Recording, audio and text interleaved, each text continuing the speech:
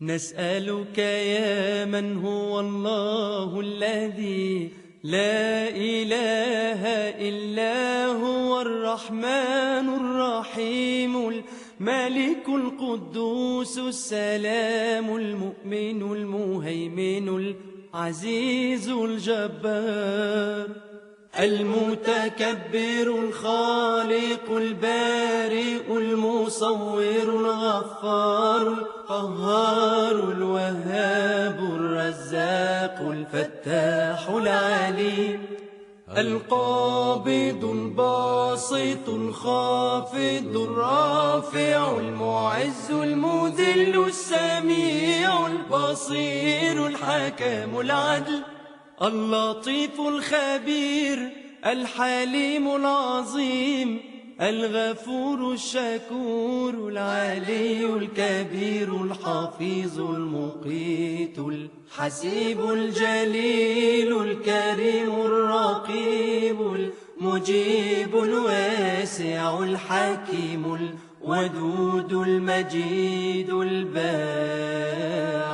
الشهيد الحق الوكيل القوي المتين الولي الحميد المحصي المبدئ المعيد المحيي المميت الحي القيوم الواجد الماجد الواحد الصمد القادر المقتدر المقدم المؤخر الأول الآخر الظاهر الباطن.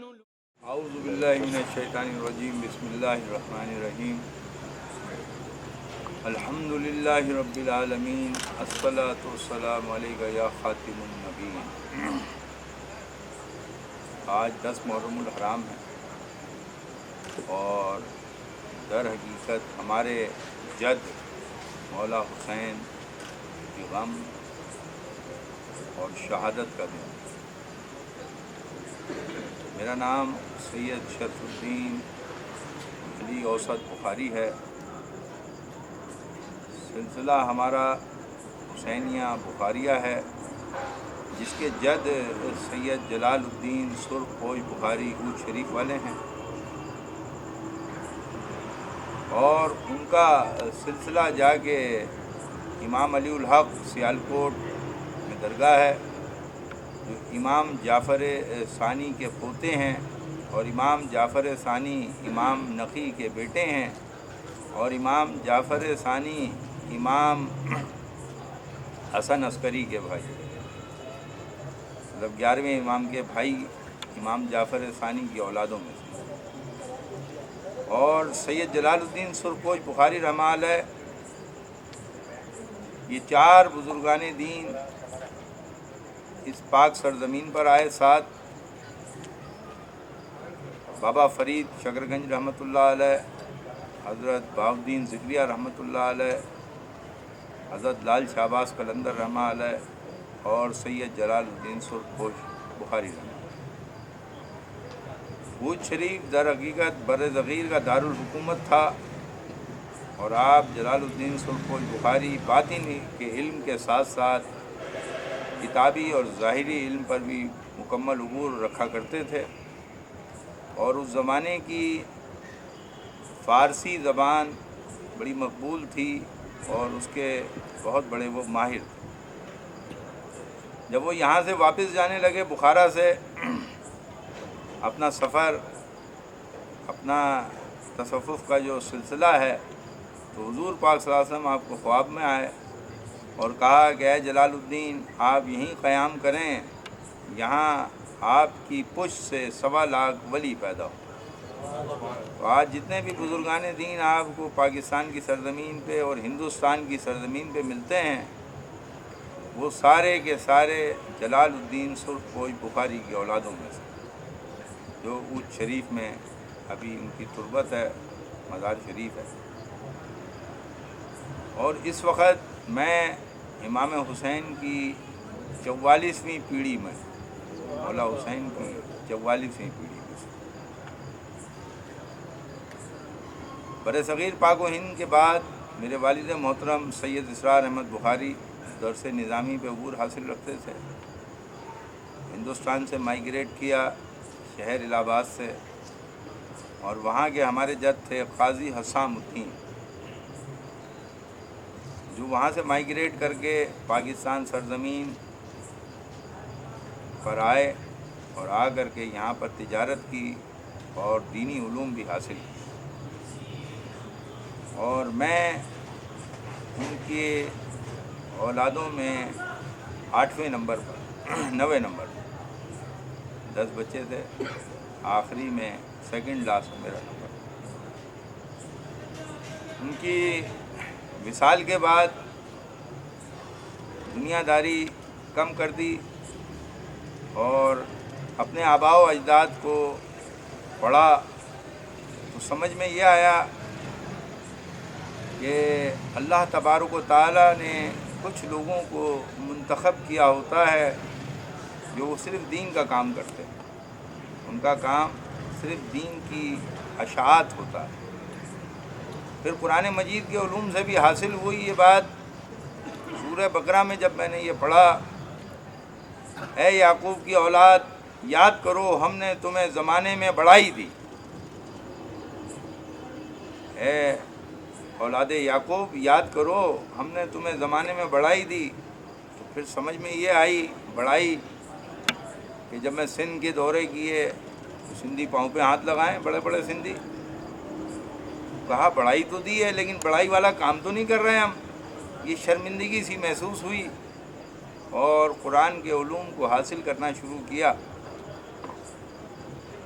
اور کچھ بھی نہیں تھا میرے پاس, جیسے آپ ہیں ویسے ہی تھا میں, لیکن ارادے بڑے پختہ تھے. پھر میں نے ایک مدرسے کا قیام کیا جو میں نے اپنے ذاتی پیسے سے کیا, کیونکہ اس وقت مجھے کوئی بزرگ یا پیر نہیں مانتا تھا اور نہ میں تھا. لیکن جب میں نے 150 گز کا ماڈل کالونی کے اندر ایک مدرسہ قیام پذیر کیا خرید کر کے, اور وہاں پر قرآن مجید کی تعلیم بچوں کو مفت دینے کا سلسلہ شروع کیا, تو کرتے کرتے کارواں بڑھتا چلا گیا.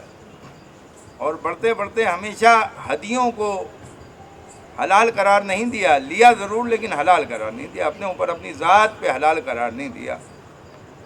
تو جب 150 گز کی جگہ بھری, جگہ تنگ ہونے کے باعث پھر دل میں ارادہ ہوا کہ اب کوئی بڑی جگہ لی جائے. الحمدللہ 400 گز کی جگہ اللہ نے انہی ہدیوں سے, جو میرے مرید 100 50 1000 دیتے تھے, اس سے جمع کر کے اور یہ خانقاہ خریدی. اور اس کے بعد اس کی ایکسٹینشن بھی کی, اس میں 600 گز کا مزید پلاٹ خریدا, اس کو بھی اسی طریقے سے خریدا. کیونکہ قرآن مجید کی جب میں نے آیت پڑھی کہ وہ کیوں کہتے ہو جو خود نہیں کرتے, تو میں نے کہا اگر کسی نے پوچھ لیا شاہ صاحب آپ نے کیا دیا ہے, تو میرے پاس تو جواب نہیں ہوگا, میں تو خاموش رہ جاؤں گا. کیونکہ یہ تو سوال کر سکتا ہے نا کوئی بھی اہل علم کہ بھائی شاہ صاحب آپ نے کیا کیا, آپ نے آدھی اپنی رقم اور دولت کیا دین کے لیے دی؟ تو الحمدللہ حلفین کہہ سکتا ہوں کہ میں نے دی. تو آج میرا بھی حق ہے کہ میں کسی کو کہہ سکتا ہوں کہ میاں 1 کروڑ ہے تو 50 لاکھ روپے لے آؤ, ٹھیک ہے نہیں. پھر اس طریقے سے ہم نے یہ خانقاہ تعمیر کی, اور اللہ تبارک و تعالیٰ دلوں کے حال جانتا ہے. اور جوں جوں ہمارے دلوں میں اگر صفائی ہو, اگر ہمارا مقصد اپنا گھر بنانا نہ ہو, اگر ہمارا مقصد شہرت حاصل کرنا نہ ہو, اگر ہمارا مقصد عزت حاصل کرنا نہ ہو, اگر ہمارا مقصد دین کی اشاعت ہو, تو میں سمجھتا ہوں کہ پوری دنیا پہ غلبہ ہو سکتا ہے. شرط کیا ہے کہ بھائی اللہ تو دلوں کے حال جانتا ہے نا, کہ بھائی شاہ صاحب چاہتے کیا ہیں. پھر اس کے بعد ہم نے ابھی کورونا میں بغیر کسی ایڈورٹائزنگ کے, بغیر کسی سے ہاتھ پھیلائے ہوئے, میرے مریدوں نے الحمدللہ 5000 کے قریب بیگس, اور بیگس بھی ایسے نہیں کہ 1 پاؤ دال 1 پاؤ چینی, اچھے 8 سے 10,000 روپے کی مالیت کے. پھر اسی طریقے سے ہم نے کپڑے بھی بانٹے. مجھے نہیں پتہ یہ کیسے ہو گیا.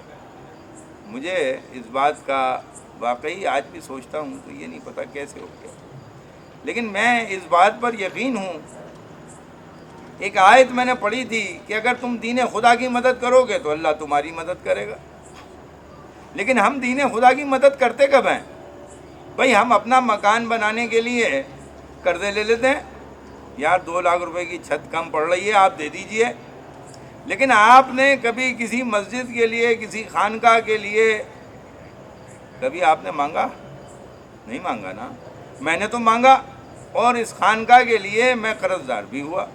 تو یہ مجھے آنر ہے اس بات کا کہ میں اللہ کے گھر کے لیے قرض دار ہوا اور الحمدللہ اس کو اتارنے کے بھی اسباب بنے.